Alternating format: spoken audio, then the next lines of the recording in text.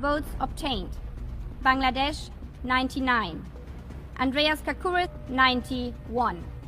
क्या दुनिया के कुछ देश एसी कमरों में बैठकर यह तय करेंगे कि हमारे भारत की सीमाएं सुरक्षित रहेंगी या नहीं?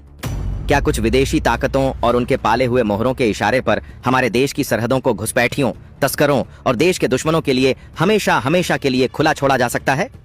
और सबसे बड़ा सवाल यह है कि क्या आज का यह नया और आत्मनिर्भर भारत इस खोखले अंतर्राष्ट्रीय दबाव के सामने घुटने टेक देगा, या फिर कूटनीति के मैदान में कोई ऐसा ब्रह्मास्त्र चलाएगा जो दुश्मनों के सारे नापाक मंसूबों को राख के ढेर में बदल देगा?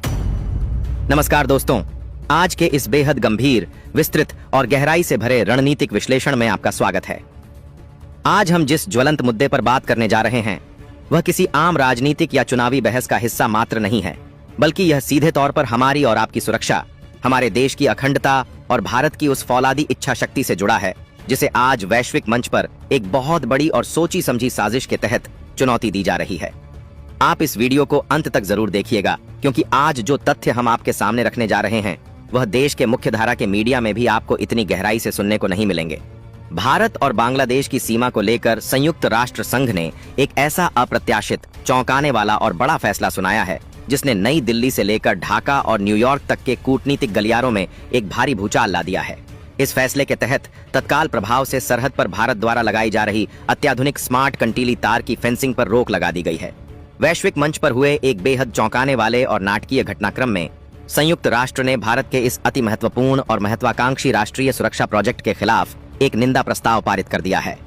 इस नीतिगत दस्तावेज में साफ तौर पर यह कड़ा निर्देश दिया गया है कि भारत को सीमावर्ती क्षेत्रों में अपनी हद लगाने के काम को तब तक पूरी तरह रोकना होगा जब तक कि ढाका के साथ चल रहे तमाम सीमा विवादों का कोई स्थायी और पारस्परिक समाधान नहीं निकल जाता।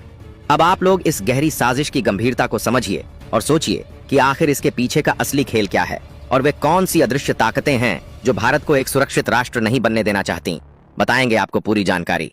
लेकिन अगर आप चाहते हैं कि भारत अंतर्राष्ट्रीय मंच पर भारत की आवाज को दोबारा फिर से उठाए, तो उसके लिए वीडियो को एक लाइक करके कमेंट में जय हिंद जरूर लिखें। यह पूरा का पूरा संवेदनशील मुद्दा ठीक उसी खतरनाक दिशा में आगे बढ़ रहा है जैसे दशकों पहले भारत का कश्मीर मामला आजादी के तुरंत बाद संयुक्त राष्ट्र के पास भेजा गया था और फिर उसे सालों साल तक के लिए कूटनीतिक फाइलों में उलझा कर रख दिया गया था। सीमा पार बैठे रणनीतिकार, आतंकी आका और उनके पीछे खड़े अंतर्राष्ट्रीय सत्ता के ठेकेदार इस ऐतिहासिक कड़वे सच को बहुत अच्छी तरह से जानते हैं कि एक बार अगर किसी राष्ट्रीय सुरक्षा प्रोजेक्ट पर किसी अंतर्राष्ट्रीय संस्था की रोक लग गई तो उस मुद्दे को दशकों तक ठंडे बस्ते में डाला जा सकता है। इतिहास गवाह है कि इस वैश्विक मंच पर जितने भी सीमा विवाद आज तक गए हैं वे दशकों बाद भी जस के तस लंबित पड़े हुए हैं और उनका कोई ठोस